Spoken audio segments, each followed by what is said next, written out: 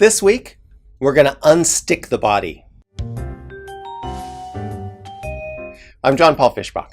I'm the CEO and Chief Alchemist here at the Auspicious Arts Incubator. And this Tuesday, I want to introduce you to the Artist's Medicine Wheel.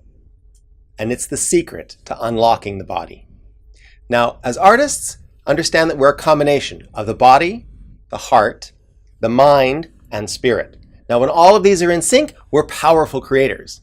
But sometimes the energy stops flowing and we get stuck. So this week, I'm going to share some of the native wisdom that I've gathered over the years to unstick when that energy gets locked up. This is the Artist's Medicine Wheel. It helps us balance the heart with the mind and the body with the spirit.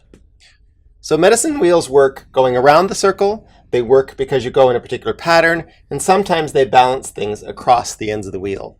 So the heart is going to balance the mind, the body is going to balance the spirit. That's the way this particular medicine wheel is going to work. So if the body is open, right, then energy flows to the heart. Okay? And then if the heart is open, energy flows to the mind. And if the mind is open, then energy flows to the spirit, right? So you can see that we go body, heart, mind, spirit. Body, heart, mind, spirit. And that's the way this particular thing flows. Okay, so does that make sense? So let's look at what we can do to open the body, if that's the way the energy is going to flow. So sometimes we have stress and frustration, and that makes us grip and hold, right? And it's just because our body is hardwired to protect us. So in times of stress, we grip and we hold, ready for fight or flight, right?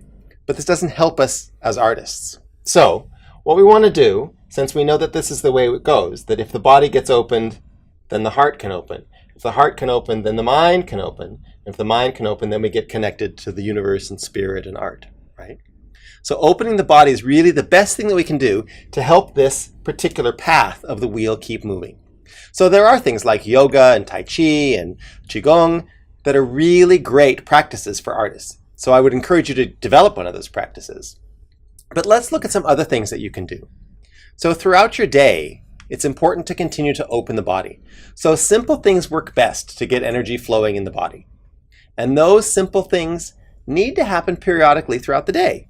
So simple things, simple, breathing, drinking water, vigorous bursts of activity, a bit of stretching.